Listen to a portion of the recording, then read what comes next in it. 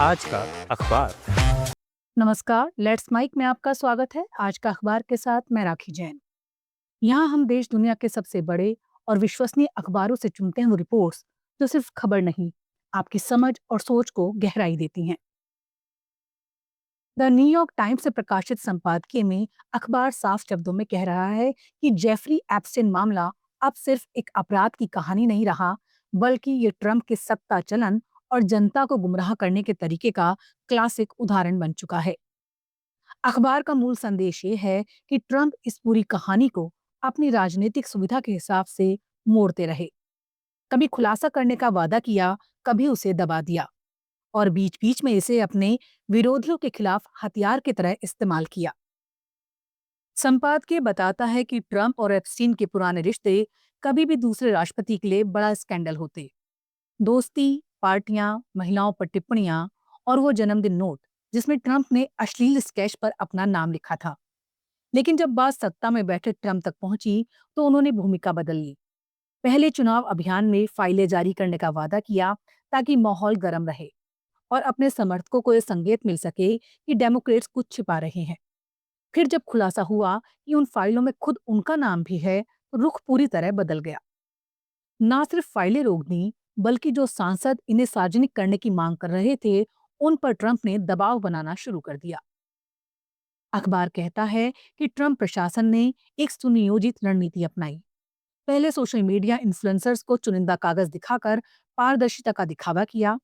फिर attorney general ने truck भर नए सबूत होने की बात कही और आखिर में सब कुछ रोक दिया, ये कहते हुए कि कुछ नया नहीं है। जब मामला ट्रंप पर दबाव बनाने लगा तो उन्होंने दो कदम उठाए। अपने विरोधियों पर जांच शुरू करवाई और खुद के लिए राजनीतिक क्रेडिट लेते हुए आखिरी मिनट में फाइलों की रिलीज का समर्थन कर दिया।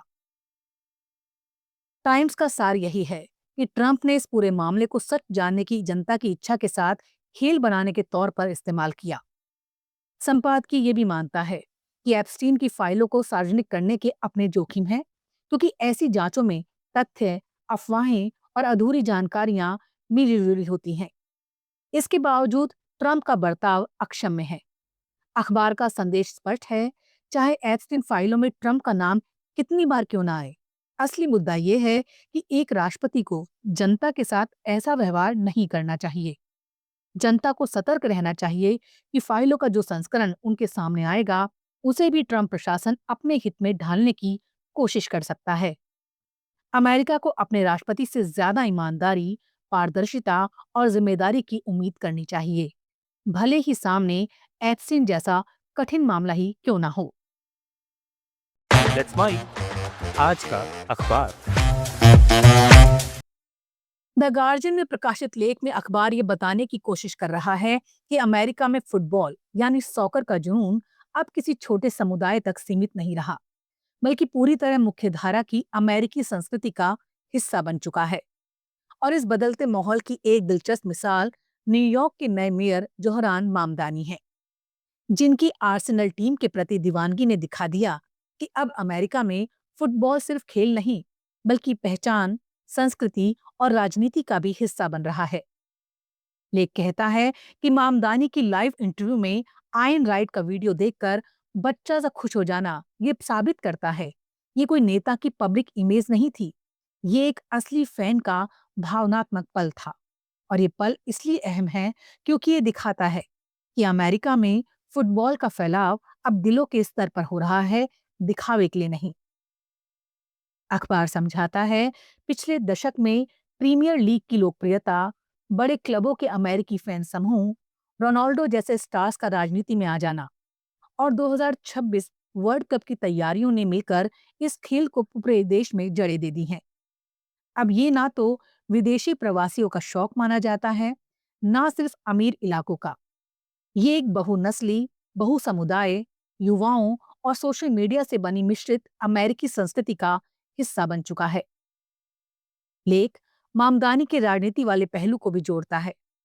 उन्होंने फीफा के टिकट दाम बढ़ाने के खिलाफ जो अभियान चलाया, वो उस बात का प्रतीक है कि अमेरिका में फुटबॉल को अब एक कम्युनिटी वाली, श्रमिक वर्ग वाली, लोगों की विरासत वाली चीज माना जा रहा है, ना कि कॉरपोरेट मनोरंजन की वस्तु। गार्जियन ये भी बताता है, मामदानी का आर्सेनल प्रेम अमेरिकी लिबरल संस्कृति और अफ्रीकी डायस्पोरा दोनों को जोड़ देता है, क्योंकि आर्सेनल वर्षों से अफ्रीकी और कैरेबियन फैंस की पहचान में खास जगह रखता है। कानू, कोलोटूर, इबोए जैसे खिलाड़ियों की पीढ़ी से लेकर आज के अफ्रीकी थीम वाले जर्सी डिजाइनों तक। यही वजह है कि ब्रुकलिन के युवा, प्रोफेशनल मिडवेस्ट के सोमाली किशोर और फिनिक्स के मैक्सिकन अमेरिकी बच्चे सभी एक ही गुनर भाषा बोलते दिखते हैं। लेख का निष्कर्ष ये है कि अमेरिका में फुटबॉल अब किसी एक समूह का नहीं रहा। ये एक साझा, बहुरंगी, आधुनिक अमेरिकी संस्कृति का प्रतीक बन चुका है। अखबार कहना चाहता है कि मामदानी का एक छोटा सा फैन बॉय मोमेंट याद दिलाता है कि अमेरिका की नई फुटबॉल पहचान बाहर से आयात नहीं होती, बल्कि इन्हीं विविध संस्कृतियों, प्रवासी अनुभवों, ऑनलाइन दुनिया और स्थानीय कहानियों से मिलकर खुद ब खुद बनेगी। यही आज का असली अमेरिकी फुटबॉल मोमेंट है।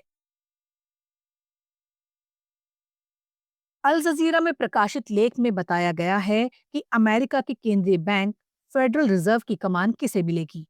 इस पर राजनीति और अर्थव्यवस्था दोनों जगह बड़ी हलचल है। लेख का मुख्य फोकस है केविन हेसेट, जो डोनाल्ड ट्रंप के बेहद करीबी आर्थिक सलाहकार हैं और फेड के अगले चेयरमैन के लिए लगभग तय माने जा रहे हैं।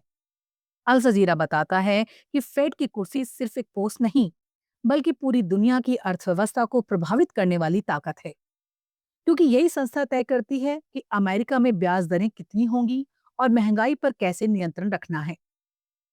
लेख ये समझाता है कि ट्रंप लगातार मौजूदा फेड चेयर जेरोम पावेल पर दबाव डालते रहे हैं कि ब्याज दरें तेजी से कम की जाएं।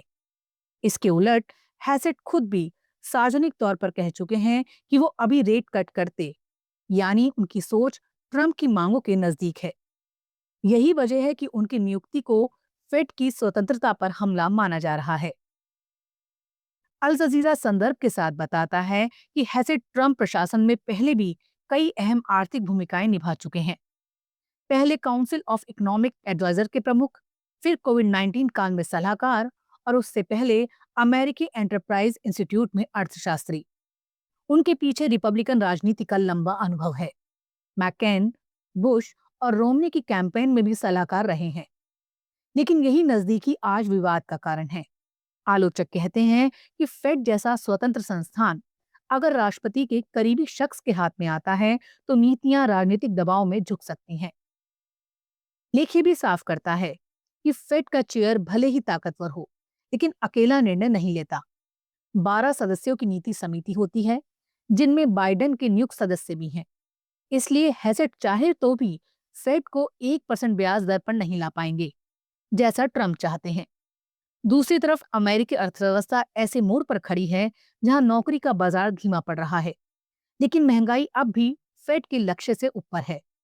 इसलिए तेज रेट कट का जोखिम भी बड़ा है। कुल मिलाकर अल जजीरा ये बताना चाहता है कि हैसेट का नाम सिर्फ आर्थिक बहस नहीं, बल्कि अमेरिकी लोकतांत्रिक संस्थाओं की स्वतंत्रता पर भी सवाल उठाता है। ट्रंप का फेड पर बढ़ता दबाव, लीजा कुक की बर्खास्तगी और पावेल को हटाने की कोशिशों ने माहौल पहले से ही संवेदनशील बना दिया है। ऐसे में ये नियुक्ति आगे की आर्थिक नीतियों के साथ साथ अमेरिकी संस्थागत संतुलन की परीक्षा भी होगी। आज का अखबार में फिलहाल इतना ही।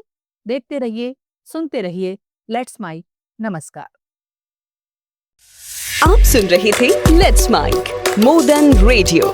फॉलो कीजिए हमें हमारे सोशल मीडिया प्लेटफॉर्म्स पर। It's time for news. It's time for more than radio. Presenting the first radio news app, Let's Mic. Let's Mic, a news-based app on your phone where you get to watch and listen news, talk shows, interviews, radio show podcasts. On Let's Mic, you get all relevant information of TV, print, radio, podcast, and digital. Let's Mic talks about every segment of life.